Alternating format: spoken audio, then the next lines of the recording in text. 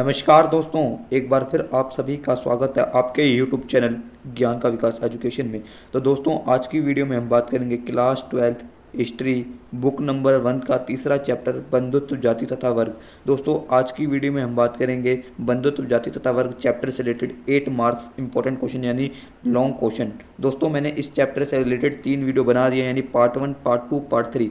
Part 1 व part 2 में मैंने इस चैप्टर से रिलेटेड इंपॉर्टेंट पॉइंट्स करवाए थे ताकि आपका इस चैप्टर से रिलेटेड कॉन्सेप्ट क्लियर हो पाए, और पार्ट 3 में मैंने इस चैप्टर से रिलेटेड इंपॉर्टेंट एमसीक्यू करवाए थे ताकि आपको इस चैप्टर के एमसीक्यू सारे समझ आ जाएं। और ये वाली वीडियो इस चैप्टर से रिलेटेड चौथी वीडियो कह सकते हैं, मैंने लिखी तो नहीं लेकिन चौथी वीडियो होगी जिसमें हम लॉन्ग क्वेश्चन करेंगे यानी 8 मार्क्स इंपॉर्टेंट क्वेश्चन। आप सभी को पता होगा कि क्लास 12th में जो लॉन्ग क्वेश्चन आते हैं वो 8 मार्क्स के यानी लॉन्ग क्वेश्चन आते हैं। तो आज की वीडियो में हम वही डिस्कस करेंगे। दोस्तों, ये वाला सिलेबस आपका अपडेटेड सिलेबस यानी सेशन 2026-27 यानी न्यू सिलेबस पर आधारित है।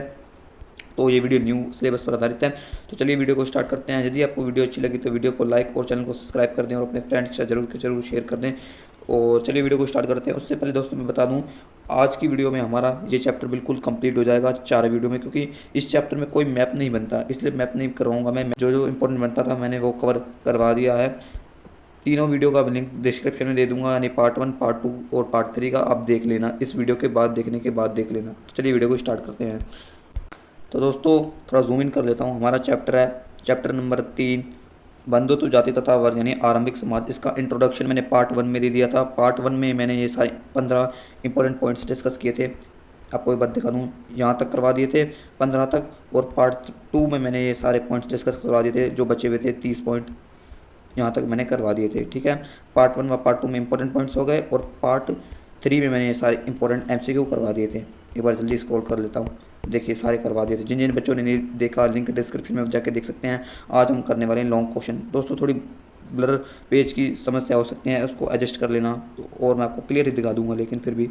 तो हमारा पहला क्वेश्चन है, लॉन्ग क्वेश्चन है, आपको आंसर भी साथ साथ एक्सप्लेन करूंगा। हमारा पहला क्वेश्चन है, महाभारत काल में स्त्रियों तथा पुरुषों के संदर्भ में संपत्ति के अधिकार से क्या क्या अभिप्राय है, यानी महाभारत काल में स्त्री व पुरुष के संपत्ति के अधिकार क्या क्या थे, वही हमें बताना है उससे रिलेटेड। ठीक है, हमारा पहला पॉइंट हो जाएगा कि धर्मसूत्र व धर्मशास्त्र में इनका वर्णन, यानी महाभारत काल में जब धर्मशास्त्र व धर्मसूत्र की रचना की गई थी ना, छोटी 6वीं शताब्दी ईसा पूर्व में, तो वहाँ स्त्री और पुरुषों के संपत्ति के अधिकार यानी धर्मशास्त्र व धर्मसूत्र यानी ब्राह्मणों के ग्रंथों में संपत्ति के अधिकारों का संपत्ति के अधिकारों का वर्णन है। सिंपल। दूसरा है, मनुस्मृति के अनुसार पितृक जायदाद माता पिता की मृत्यु के बाद सभी पुत्रों में बांट दी जाती है, किंतु देश पुत्र का विशेष अधिकार होता है। आपको पता है कि मनुस्मृति यह एक ग्रंथ है जिसकी रचना आप कमेंट में बता देना, मैंने आपको पार्ट 3 में बताई थी, इसलिए कह रहा हूँ देख लेना। मनुस्मृति यानी एक ग्रंथ के अनुसार पितृक जायदाद यानी पिता की जायदाद यानी माता पिता की जायदाद माता पिता की मृत्यु के बाद उसके सभी पुत्रों में बांट दी जाती है, लेकिन ज्येष्ठ यानी बड़े पुत्र का अधिकार उस पर थोड़ा ज़्यादा होता है। ये हमारा दूसरा पॉइंट है। ठीक है, याद कर लेना, दोनों पॉइंट इंपॉर्टेंट है। हमारा तीसरा पॉइंट है, स्त्री धन पर स्त्रियों का स्वामित्व होता था, यानी यहाँ पर स्त्री धन का अभिप्राय है जैसे स्त्री धन, जैसे स्त्री का जब विवाह किया जाता था ना, जो उसको उपहार दिए जाते थे, तोहफे दिए जाते थे, उसे ही उस समय स्त्री धन कहा जाता था। आज के समय में उसे दहेज यानी डॉरी कहते हैं, पहले वो स्त्री धन था। ठीक है, स्त्री धन पर स्त्रियों का केवल अधिकार होता था, माता पिता की जायदाद पर स्त्रियों का अधिकार नहीं होता था महाभारत काल में। हमारा चौथा पॉइंट है, सामान्यतः भूमि पशु और धन पर पुरुषों का नियंत्रण होता था, यानी पुरुष मेल भूमि पशु धन और इत्यादि पर नियंत्रण होता था पुरुषों का। ठीक है, इन चीज़ों पर होता था। हमारा पांचवा पॉइंट है, उच्च वर्गों की महिला संसाधनों पर अधिकार कर सकती थी। जो गरीब परिवार से थी, निम्न जाति की थी, उन स्त्रियों का अधिकार अपने संसाधनों पर नहीं होता था, लेकिन जो उच्च वर्ग यानी थोड़ी अमीर औरतें होती थी ना, उनका संसाधनों पर अधिकार होता था, वो मालिकाना हक रख सकती थी। हमारा छठा पॉइंट है, संपत्ति पर अधिकार का एक आधार वर्ण भी था। देखिए, संपत्ति पर यह बहुत डीपली एक्सप्लेन करूंगा मैं आपको। देखिए, संपत्ति पर अधिकार यानी संपत्ति पर अधिकार का एक आधार वर्ण भी था, यानी जिस वर्ण का रुतबा जितना अधिक होगा उसकी संपत्ति उतनी ज़्यादा होगी। जैसे ब्राह्मण क्षत्रिय ये सबसे ऊपर वर्ग थे, इनकी संपत्ति भी ज़्यादा होगी। देखिए, संपत्ति पर अधिकार एक आधार वर्ण भी था। देखिए, संपत्ति पर अधिकार जिसकी संपत्ति जितनी अधिक होगी क्योंकि उसका वर्ग उतना ही बड़ा है। ठीक है, जिसकी जो निम्न जाति का होगा, गरीब होगा, उसकी उतनी संपत्ति थोड़ी होगी, समझ लेना आप। ठीक है, अब चलते हैं हमारे 7वें पॉइंट में, ब्राह्मण व क्षत्रिय एक धनी वर्ण था। मैंने ऊपर ही आपको बताया है, ये दोनों पॉइंट एक दूसरे से रिलेट करते हैं। जो ब्राह्मण कुल का होता था, जो क्षत्रिय कुल का होता था, वो वे धनी लोग होते थे, ठीक है, जो ब्राह्मण व क्षत्रिय होता था।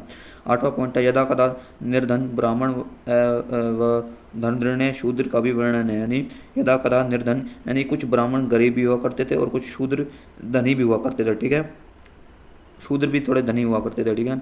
और बात करें हमारे 9वें पॉइंट की, तो स्त्रियां व पुरुषों के संपत्ति अर्जित करने के अलग अलग तरीके थे। यानी स्त्री व पुरुष अपने संपत्ति को प्राप्त अलग अलग तरीकों से कर सकते थे, ठीक है, इंपॉर्टेंट पॉइंट है, ये भी याद कर लेना, अलग अलग तरीकों से।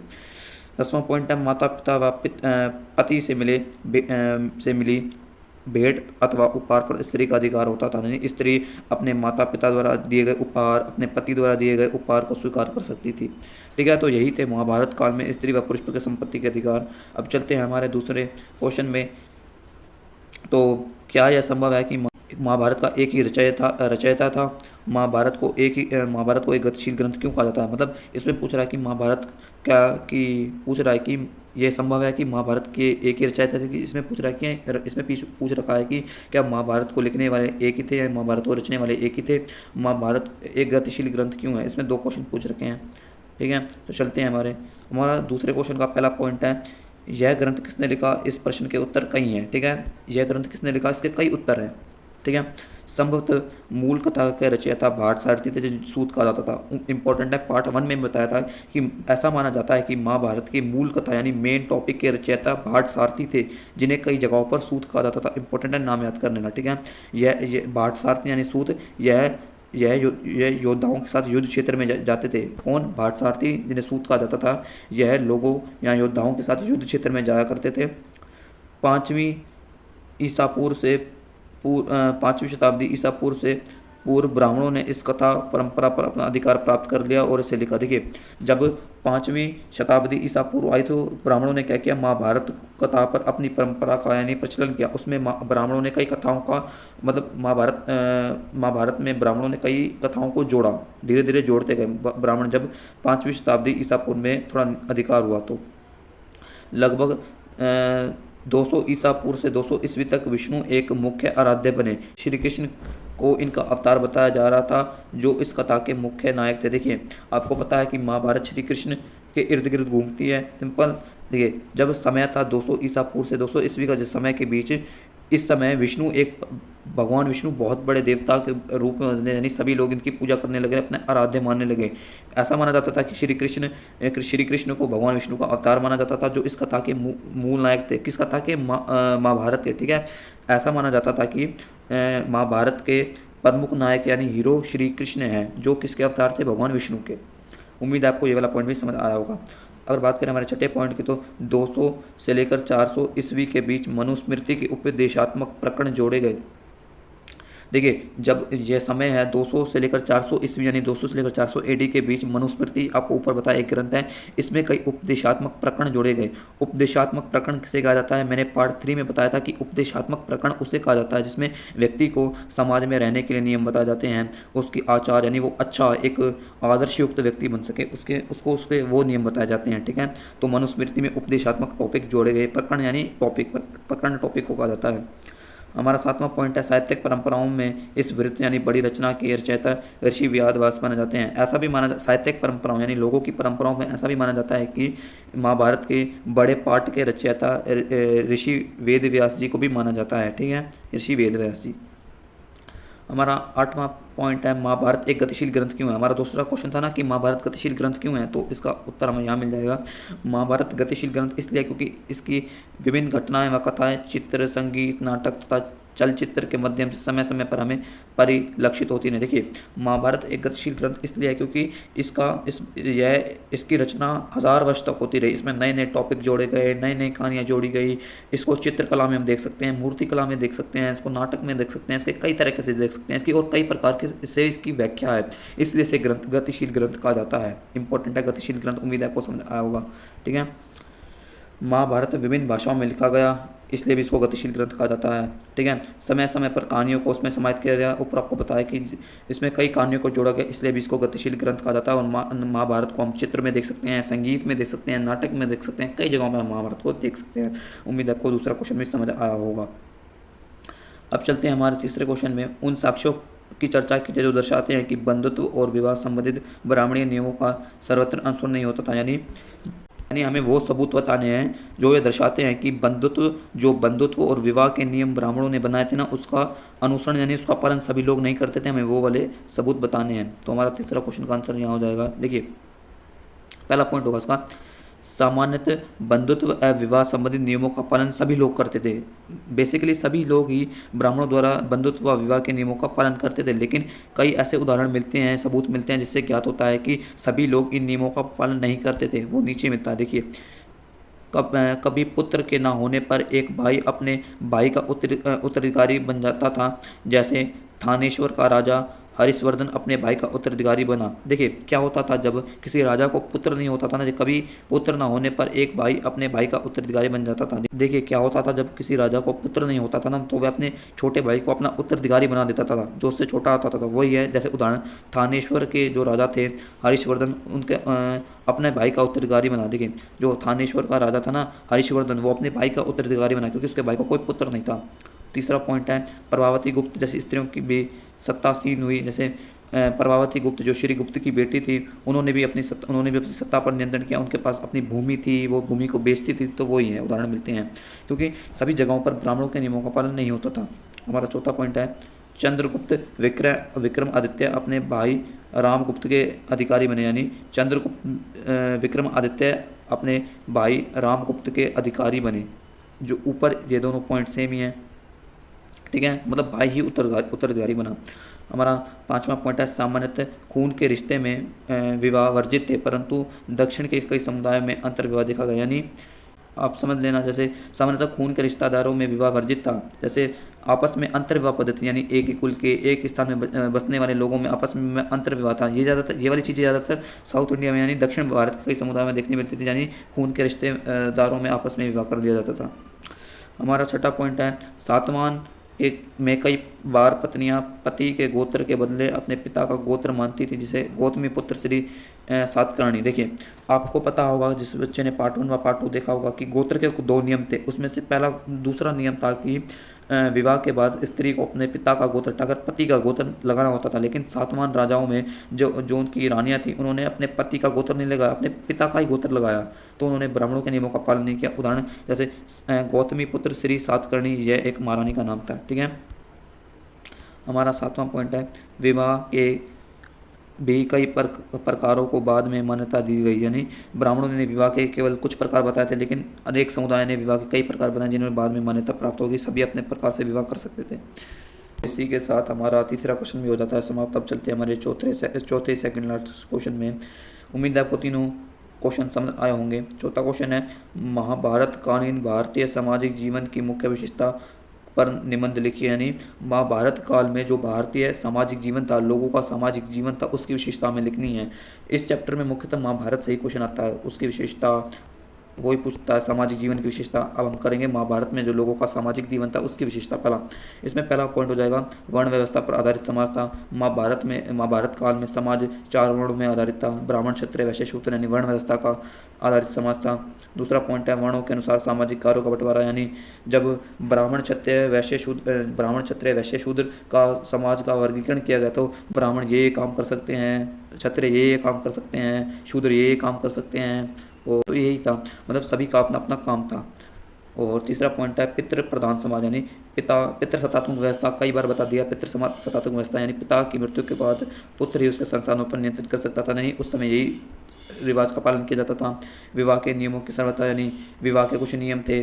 ठीक है, विवाह के 8 प्रकार थे, जिनमें से चार को अच्छा माना जाता था, 4 को अच्छा नहीं माना जाता था। गोत्र के नियम थे, वही था, उसमें एक्सप्लेन कर देना।